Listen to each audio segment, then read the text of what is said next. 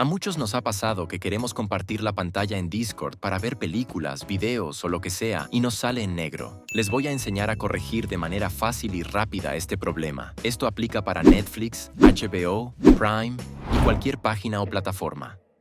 Nos vamos a la configuración de nuestro navegador. Buscamos aquí aceleración y esta la van a tener activada. Lo que deben hacer es desactivarlo y poner reiniciar. Eso se les cerrará y volverá a abrir automáticamente. Una vez hagan esto, intenten volver a compartir la pantalla en Discord.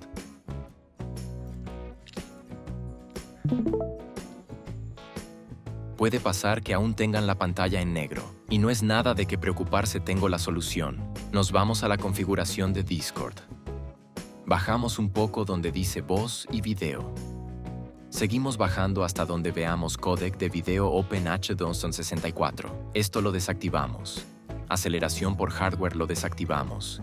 Y probamos nuevamente en cerrar la pantalla y volverla a compartir. Si por alguna extraña razón sigues sin poder compartir la pantalla correctamente en Discord, vamos a seguir bajando hasta donde dice utiliza nuestra avanzada tecnología de captura de pantalla. Esto lo vamos a desactivar. Seguidamente, procedemos a cerrar la aplicación de Discord y volvemos a compartir pantalla. Recuerda suscribirte a tu canal favorito.